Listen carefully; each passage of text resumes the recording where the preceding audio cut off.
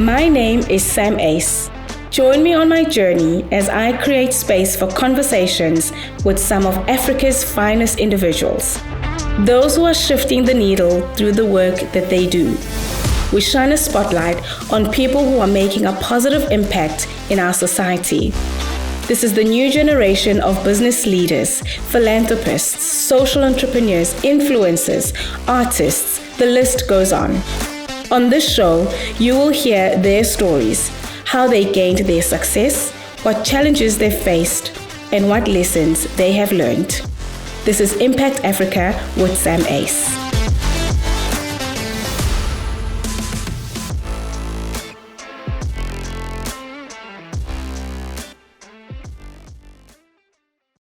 Hi everyone, and welcome to this episode of Impact Africa with Sam Ace. Today I have a wonderful honor to be interviewing Amanda Mbongwa. Now, Amanda Mbongwa, also known as the FitFanatic, and others refer to her as a social entrepreneur, is the owner of FitFanatic Active, an activewear and active lifestyle brand. And Amanda is also the head of Ulwandle Development and Loskop Gijima, an initiative that grooms young people, young athletes, that helps them to unearth their talents. Now, this started as a running club, and Amanda can tell you more about that because, boy, she can run. It started as a running club, and it grew into a cycling club for young people who were willing and able but could not afford the sport. Now, help me welcome Amanda to the show. Amanda, good morning. You look absolutely stunning this morning. Good morning, Sam. Thank you so much. You look amazing also. Thank you so much for your time and for coming to the show.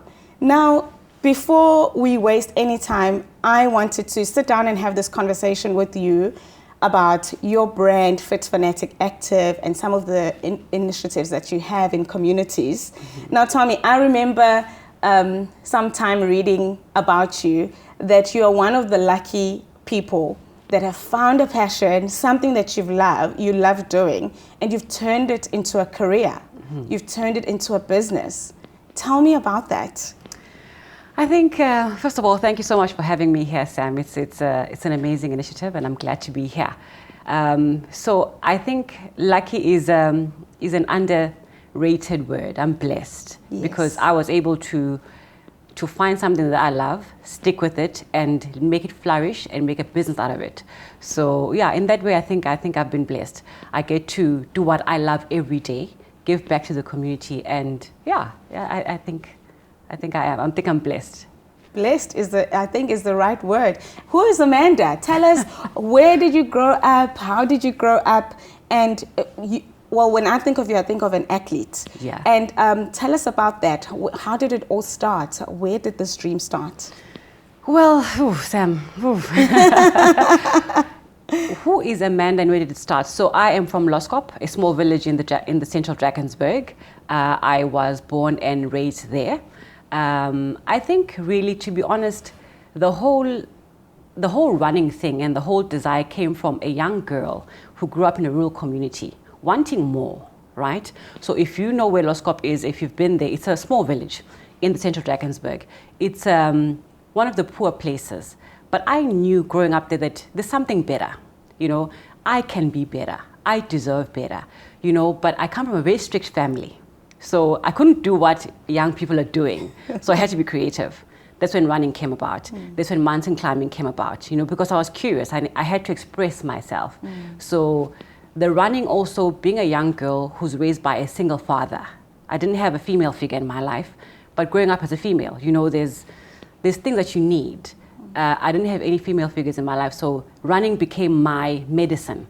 Running became my therapy. Running became my place I go to speak to myself, And then I figured, if I feel like this after a run, imagine how the other kids in my community that I can see, if I can have this feeling and I can give and share this feeling with all the other kids in my area, imagine how the architect of our community can change. That's amazing. That's when Loskop Gijima started. I thought, okay, if this feeling is inside of me, imagine if all of these kids can feel it. If they can feel that, then we can change the trajectory of our community. Yeah. So that's how Loskop Gijima started about. Hiking came about from that. And yeah. And as a young girl, just back to growing up in Loskop and growing in the community that you were in, and knowing that one day you want to break out of this and change the narrative for yourself and for your community. Did you know that this was gonna? Some people just know when you have conversations with them, they say, "I knew when I was young that this is what I'd be doing." Did you know that this would be such a success? Not to this extent. Yeah. I knew it would have an impact in people's lives because I had already felt it myself. So even if it was going to, I didn't think it would be this big, but I knew if it changed one person's life, that would have been enough. Because all you need to do is just change one person's life and they will change another person's life. That's what I've always thought, So I didn't have the bigger picture, but I knew that it could have an impact on at least one person. That would have been enough for me. Yeah. So Loskop came first. Loskop Gijima came first. The initiative with the young people. Yes. How did FitFanatic? I absolutely love what you do with FitFanatic, and what you've turned it to be. It's an activewear. Mostly sports people would use or athletes would use your activewear. But I love following you and see how you turn it up. Sometimes you're wearing a corporate business shirt with the FitFanatic activewear. And I think you just also with that, you're changing how we think about activewear. Yeah. How did the FitFanatic brand start? So maybe also just to go back to your first question of how did I know? I think everybody is born with something, and if you listen to your inner voice, you know that I've got something special. Yes. And I always share this with my team. I say, guys, I've got a message to share. Yeah. And I try and share it in everything that I do. So I've always known I've got a message or a light that I need to put out into the world.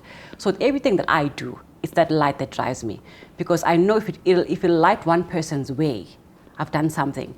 So with FitFanatic, that was what I was trying to do. I've always known with my life that there's a light that I need to share, and FitFanatic has become that vehicle. I live it with my life. I know how training changed my life. I know how discipline changes my life. So I decided that I'm going to be that vehicle to other people to show them that, okay, if you adopt the principles that I live by, I can guarantee you're going to reach the successes that you want. So that's what it's always been.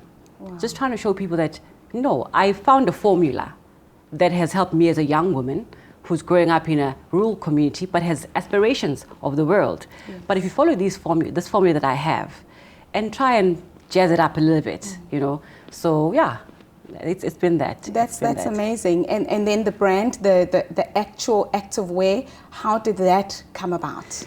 That came about as a by the way. The initial thing was to be a personal trainer. But at the time, personal training had become something everybody and anybody could do. Also, I have wealth aspirations. Yes. So I thought, okay, if I'm a personal trainer, my time is limited. Yes. I can only train one person at a time. That's not going to work for me. Yes. And at the time, there was no value in it, I found. I thought, what else could I do? I love this industry. What else can I do? I saw that there was a gap. There was not enough people doing, not even enough. There was nobody doing activewear at the time. Amazing. So then I thought, okay, I want to be in this space. How can I be in this space? Let me manufacture my own activewear. And the name FitFanatic really came about. I was looking for passion because I'm a passionate person. Then I looked in the dictionary, I found fanatic. And I thought, okay, fit, fanatic. Amazing. And it fits. Amazing. And the brand is doing absolutely well. It is. It is. How did you cope during this pandemic that we're still in and lockdown? How did you survive? The pandemic was a blessing for us as a business, to be honest with you, because it allowed us to have an audience. I think in the beginning, people didn't know us, they didn't see us. The pandemic quietened everything and people could see us. So for us, in a way, it was a blessing. We had most of our sales during the pandemic. Yeah. Yes, we could not do as well as we wanted to do, but at least it got us visible to everybody. So talk about being set up, hey? Yeah, no, we definitely were. I've heard such inspiring stories that have come out of the pandemic, and this is one of them. Once again. Now, working with young people in community, if you are in that space, you see stuff that a lot of people do not see. Yeah. And you are a very positive energy person. When you look at communities like the ones that we come from, like the one you come from, rural, poor community, and you're seeing some of the ills in our society and those that are facing young people. How does that make you feel? How do you stay positive? How do you stay inspired to do more, to wanting to see a change, to wanting to see their lives changing? I think some things you are born with, Sam. Like I said, I don't know what God gave me, but whatever it is, it was a good thing. I've lived the ills that most people live, but I think my perspective changed. My pain changed me for the positive. It never made me dwell on my negative. For instance, when I chat to my friends, I say, I grew up without a mother. But you never hear me say, I grew up without a mother, you know. I always say, I grew up without a mother, but how do I become the Amanda that the young Amanda needed?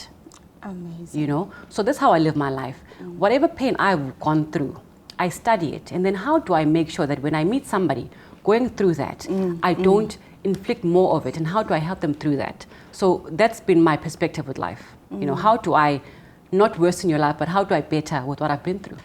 Yeah.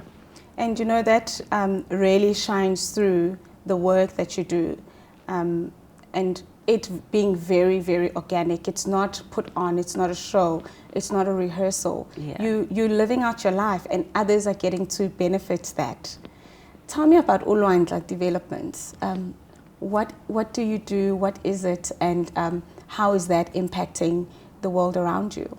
Ulwandle was my firstborn, I would say. Growing up, that was a business aspiration of mine. So the reason I named the business Ulwandle is because that's how big I believe I can grow, as ocean-wide. Wow. Everything I do is sort of sentimental. So Ulwandle was initially supposed to be a property development company. So I've had a passion of property. It started off as that, but now it's a logistics company. So we do logistics. That's what we mainly do. Amazing. Yeah. You are a woman of many talents. You wear many hats. Hey? I have to keep busy. Yeah, yeah. You climb mountains, you run, you cycle. You are doing things practically to keep yourself fit, but also to keep yourself mentally fit. Alive. Yes, alive. Absolutely, I love that. To stay alive, yes, despite everything that's happening around us. Yeah. What are some of the things that you could share with our viewers? There's a lot going on in our society. How can we stay positive? How can we stay alive? I think we all have. You touch on mental health, and I think it's something that in our communities we don't speak about, and it's something that's not understood. So young people need an outlet. And they don't have an awareness about themselves to know that I've got this problem, how do I fix it? Like I said to you earlier, I grew up in a community in a very strict family, but I was a young person. I needed an outlet. Lucky for me, I had the self-awareness to say, okay, I can't do that, but what else can I do? Lucky for me, it was something that was keeping me alive, that gave me life, hiking, running. I could have fallen to other things. Yeah. So I think it's easier today for the youth of today and for everybody, because we've got the internet. So you can choose what you want to do. So it's a matter of saying, this is the road I want to take. What path, what decisions and what activities are going to take me to that path? Yeah. And choose the healthiest ones of those, right? So I think it's searching yourself, where do I want to go? Will this take me there or will this take me there? And choose that path.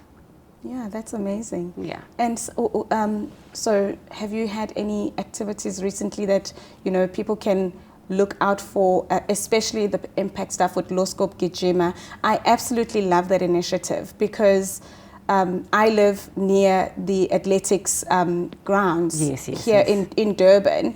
And sometimes I look at people that are there and, when you're there on this huge ground, you feel like I've made it, even if you have not made it, just there for training. Yeah. Like a young person that's standing outside of the fence, watching, dreaming and aspiring. What are some of the things that you are doing now to hone them in, to bring them in, to help them to dream and to reach for those dreams? So what COVID unfortunately did for us, it took us a little bit back with Low Scope Gijimas because we couldn't have physical contact with each other. So that almost, it put us in a standstill for a bit. But we were doing hiking excursions with the limited numbers, so I would still take them up to the mountains. So the activities that I try and do with people, with individuals, are activities that ask them to look into themselves. So it's not really, I don't participate in team sports particularly. So if you look at running is an individual sport. Yes. Because it teaches you to look at yourself. Hiking, it's an individual sport. I can take you with, but on the path, it's your path. Running, it's your race. You can't run as a team. Same thing with hiking. So everything I do is to try and teach people to say, it's within you. And when you finish a race or you reach a mountaintop, you realize that I have done this on my own. And if you can take those lessons that you've learned while running, while climbing, even when you encounter difficult circumstances in your life, you can say, but man, wait, I climbed that mountain. I finished that race. Yeah. And then you look back and say, who was I with? Yeah. You know, especially with my kids, the reason I want them to race so much is because when you go to these races, you're racing with Amandas, you're racing with Sams, you're racing with CEOs, you're racing with all people from all diverse backgrounds. But I want them to know that I, a child from Loskop in the Drakensberg, can run a race and win against a CEO. So what can't I achieve in my life? I want them to have that power to own that, you know. Yes. So it's that. It's amazing. And you know, talking about running the race, that it's your race, your individual race, you climbing that mountain, it takes me back to the pressures that just generally as people we face. Sometimes we do things and the whole world is watching, and that applies pressure. And now we've seen this with young people as well. I'm getting some beautiful lessons from what you're saying, is that sometimes you start a race with a lot of people, but you don't finish with a lot of people. You could finish by yourself. You could finish later. You could finish at the end of the race. But what I love about what you're saying is that it's your race. Yes. It's your journey.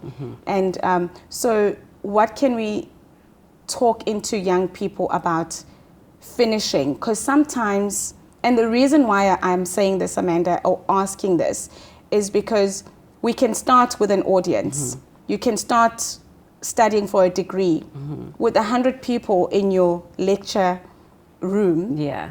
And everybody else will finish that degree in 3 years. Yes. And here you are, 5 years later, 7 years later, you're still trying to get that degree. You know, it's getting dark in the stadium. Yes. The audience is slowly trickling out. Yes. And you are determined to finish that race. What can we talk to about young people about resilience and finishing strong as well as starting? So starting is important, but finishing strong, because it's your journey, it's your race. The audience may be gone, it may be getting a little bit dark, but it's your race. What can we say to them about resilience? It's something that they have to learn. It's something that they have to learn. My principle that I live by is discipline, commitment, and obedience. Obedience I like more, because you have to be obedient to your current situation. You might be running a race, you might have trained, you might have prepared, but anything can happen in the race. Although you've trained and you're the best, but what if you hit a stone? You can fall. You need that resilience. You need to learn, which, okay, I must be obedient to my current situation because I'm going to finish the race. Yeah. The decision is made already, but I must be obedient to what is happening to me right now. Yeah. The person next to you might be running fast. Don't pay attention to them. Look at where you are right now. Yeah. And obedience gets you to the finish line. Yeah. It does. You have to be resilient, and you have to be obedient to your current situation. That's what's going to make you win. And I think our generation and the people coming before us, the microwave generation, unfortunately, we want things now. We want things fast. Yeah. But there are certain principles of life that we must subscribe to. It takes time, and it takes as long as it takes, and you must be obedient to that process. So young people need to learn that, unfortunately. I'm having this beautiful analogy of, in a race, as you would if someone gets injured, the ambulance will be there right now. Yes. You know, and that obedience to resist and say, yes, I'm hurt, I'm bleeding, but I want to finish the race, because there's just something about finishing yeah. isn't it? Yeah. Yeah. There's something about finishing, but sometimes we must know that some races we're not going to finish. Yeah. And you must take a break, heal, then go at it again. Yeah. I think that's what we don't have. We don't have the patience and the discipline to say, this is not for me now. Timing, like I said before, give time its time. Yes. You might plan and prepare, everything be perfect, but if Yes. it's not the time, Yes. It's not the time. So you have to be obedient to that current situation and say, okay, let me take a break. Let me go back. Let me start again. But that comes from knowing who you are and what you want. Absolutely. If you really, really want something, you'll be obedient. You'll wait. Yes. You know, you can't just keep jumping around. And that's what the youth is doing today, I feel. Yes. So yeah, it's patience, being obedient, and being disciplined. Amazing. Yeah. Amazing. I love that so much. So why is it important for us to be active in communities, to be the ones making the impact and not waiting for someone to come and save us, especially as young Black people who grew up without all of the things that we may seem to have now? And why is it important for communities to see you as a young Black woman being the one living out the life and being the one that's making an impact? Why is that important? I think, Sam, like I mentioned before, we are all gifted with something, right? And we are the answer. I think that's the most important thing. Yeah. We think the answer comes from somewhere else. And we look to other people, to other things to save us. Sometimes you are your own savior. Not even sometimes, most of the time. And you know you can't get somebody to come fix what is wrong within you. You have to look within yourself. Same with communities. Nobody's going to change the communities that we live in unless we do it ourselves. We live in those communities, right? They are our responsibility. I think there's a proverb or something that says it takes a village to raise a kid, right? So it takes a village also to change the trajectory of the people living there. We don't own that. And I'm going to say something quite bad. I think it's because of lack of, a harsh word, lack of self-love and knowledge of who we are. We're looking elsewhere for the healing, for the savior, for the betterment, when it's within ourselves. If we teach, I say this, living in the rural areas, and you see people are building now in rural areas, beautiful homes, right? But everybody's building the same house that everybody's building. Nobody is innovative to say, I want to build my house like this, right? Just an example. But if we are the ones who change the trajectory of our own community, then we don't have to look to government. We don't have to look to international people to come help us because we've got the power ourselves, you know? So it's very important to plant back where we are. To better where you are, don't go elsewhere. Better where you are, make it comfortable for yourself and for your kids. It's not just for yourself, but for your kids and those coming after you. So you can't wait constantly for other people to come be a savior. You have to be the one who changes it. If you leave, I don't shun on people who to make the decision to say, I'm going to move out of my community. I understand sometimes you need to move out for your own mental health.